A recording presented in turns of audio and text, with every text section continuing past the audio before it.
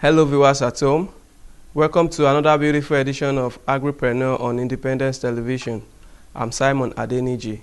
So like we've been doing on the program, the sole purpose is to bring to you the step-by-step stages in doing so many things as far as agric is concerned. And today we'll be looking at broiler production. We all know that it's about the time in the of the year whereby the demand for meat and most especially chicken is high. It's high towards December. So whoever wants to meet up with December market, this is the best time to start preparing and stocking your farms or backyard cage or whatever you're using to train your broiler. So we'll be doing justice to broiler production today as per when to start, how to start the brooding process, the grower stage and the finisher stage before they finally get to the final consumer, which are the people, which are the masses.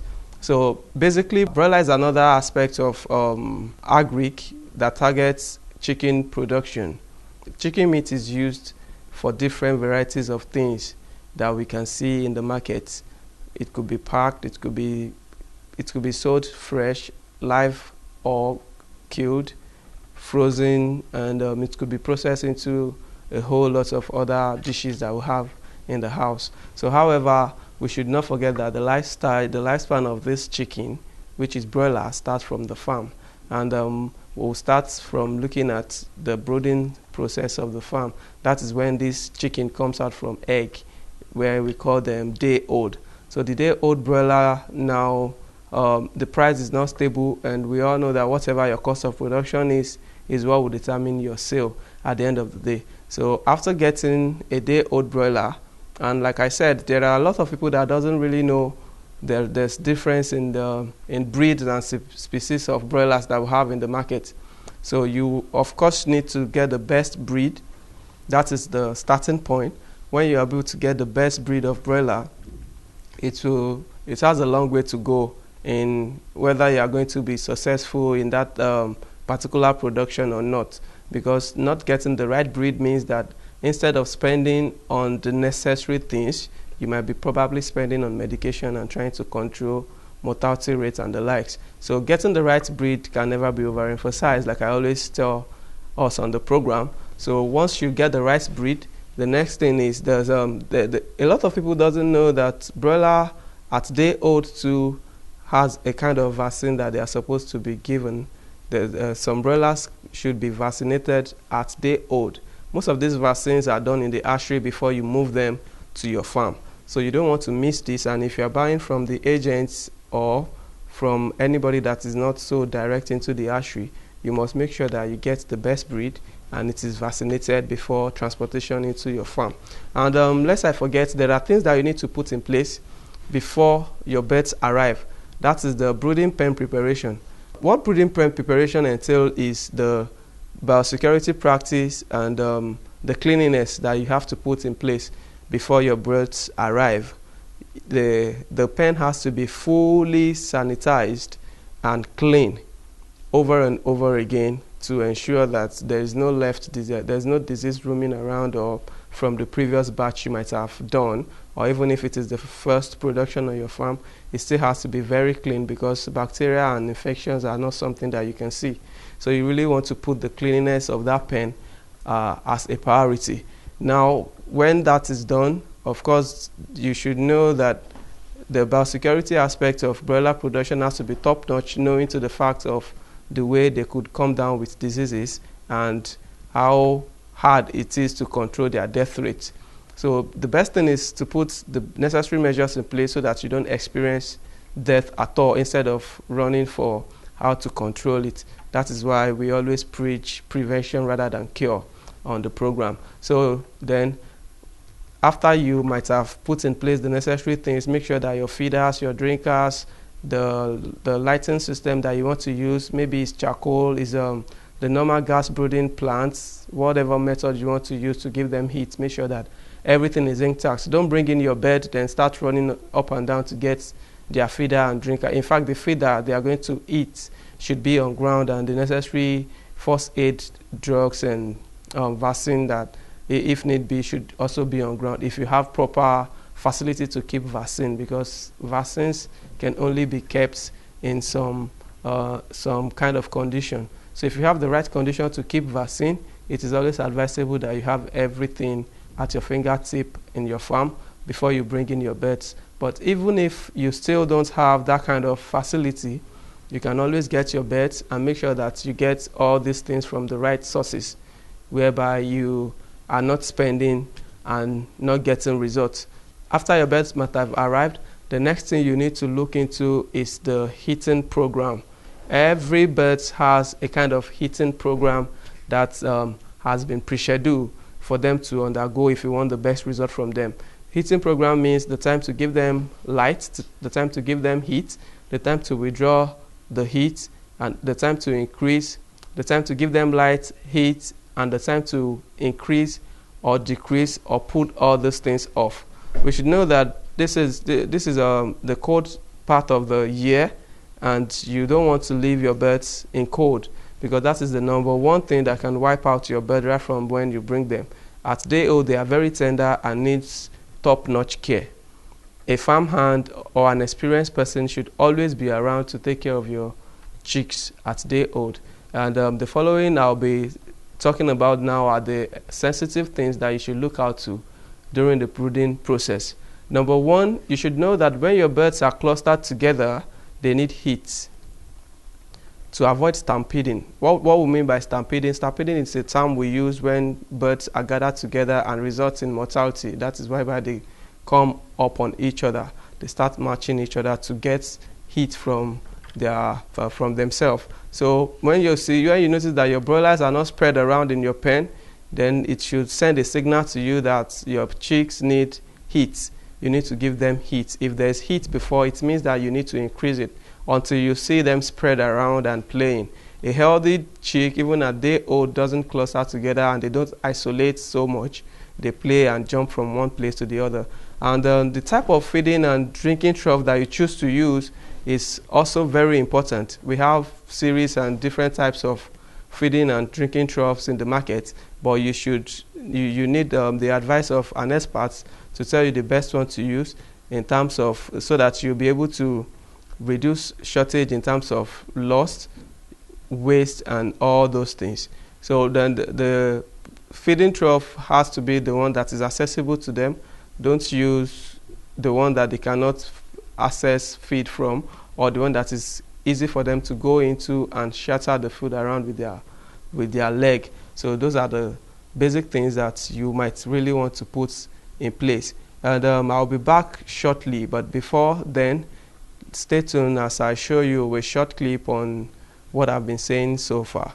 Thank you.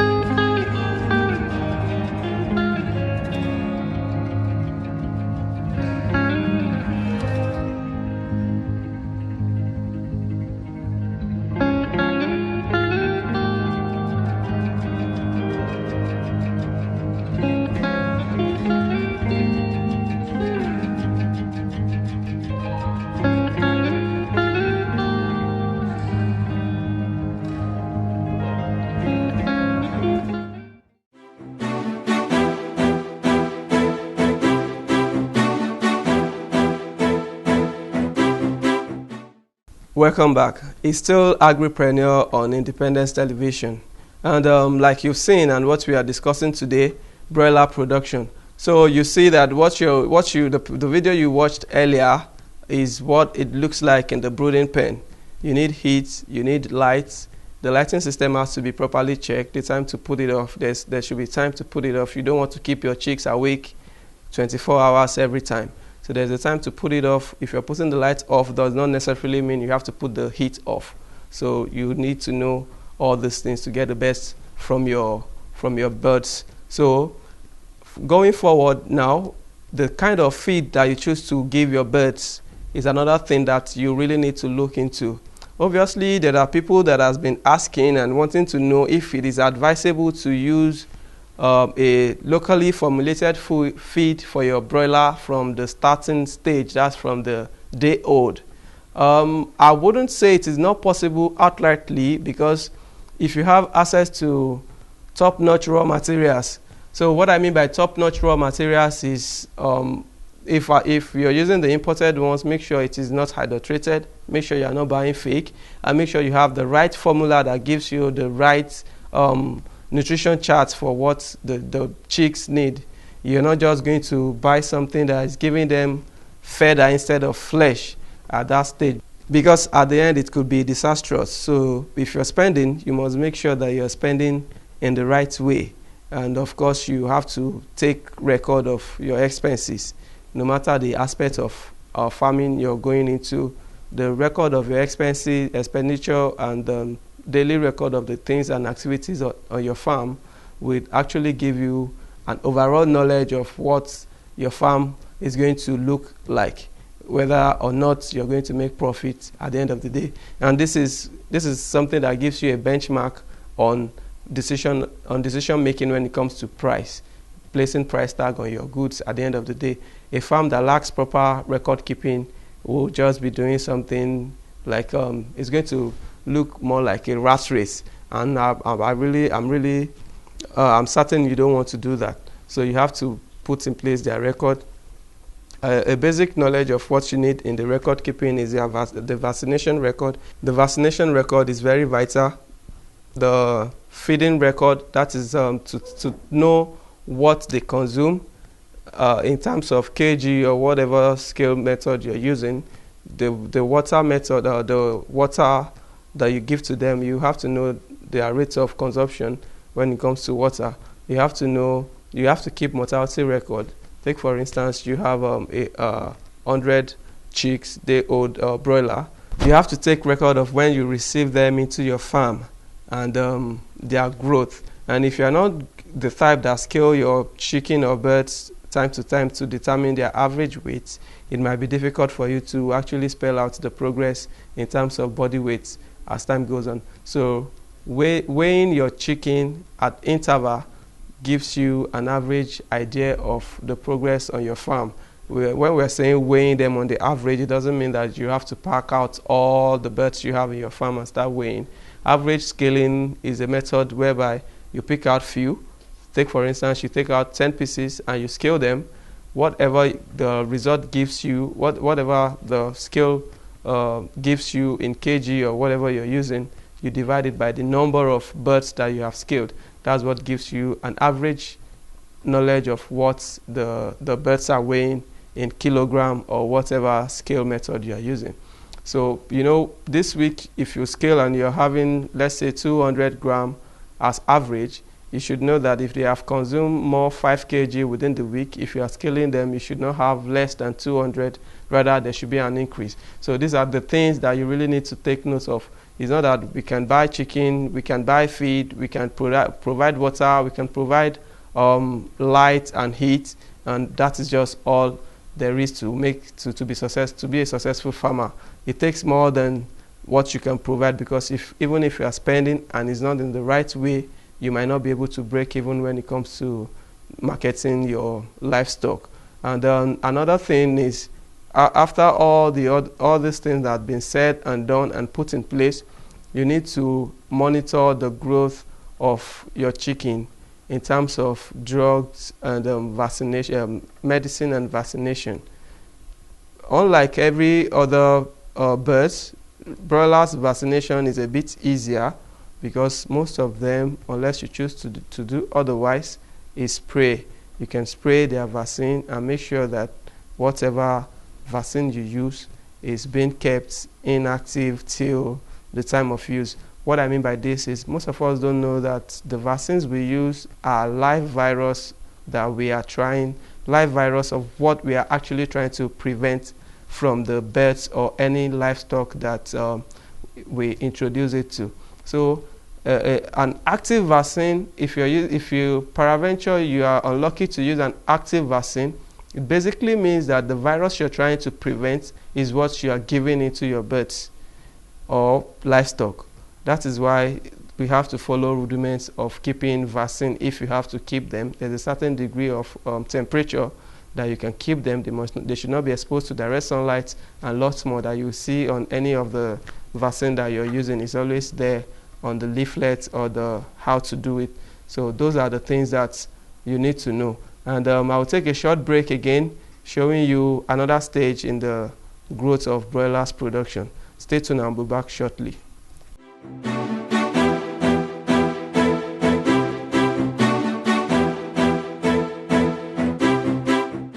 State of our meat chickens, and they are fat and they're dirty. Hi, chickens. They're waiting for more food, so we'll probably have to feed them some more food. They all come to the door when they see you because they want more food. I get some more food. We will in a minute. I'm taping right now, honey. They're walking all over the coop. They're running out of space. But they're getting there. How big they are. That'll be nice. Say hi. Hi, chicken. Hi, chicken. Are you blowing on them? But they're getting ready to be butchered soon.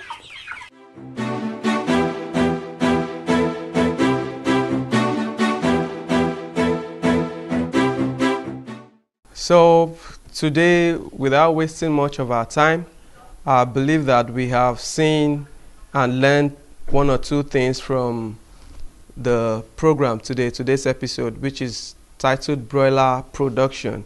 And these are the hints that I would like to give to intending farmers and people that are already in practice. Aside from record keeping, you should be able to know the benchmark for the market value, because a couple of years and year in, year out, broiler farmers have been having issues with price and breaking even in terms of profit making. That is when you don't put certain things into consideration before you go into it, or when you're spending. So all these things has to be in check. Don't do excess of feeding that will lead to wastage, because every wastage of feed results to wastage of resources, and it will tell on your cost of production. Don't do excess of supplying water to them, because excess of supplying water to them gives room to spillage, most especially if you are not using the best type of feeders and drinkers. We'll see, like you're seeing, lots of different types of equipment and materials that you can use to make your farming life easier and more productive. So if you can't get all these things, make sure you are using what is best for you and the things that you can really have control over a lot of things, in the sense that you don't give them excess water and they spill it around, becomes it wets their pen, exposes them to stuffs and diseases that you wouldn't like. And like I said, don't forget to always practice prevention instead of cure. For advert placements, and if you want to be part of the program, the number you're seeing on your screen is what you can call, and the YouTube handle and other social media is there that you can use. And the next program will be discussing snail farming. I know lots of people already know the benefits of snail farming, and there are still some people that are yet to know what snail farming is and what benefits you can actually get from doing snail. So we'll be bringing to you the things you need to know about snail farming if you want to go into it, how to start it, and the possible method to use to ensure maximum profits. Don't forget to stay tuned, same time, same station next week. It's still Simon Adeniji. Thank you.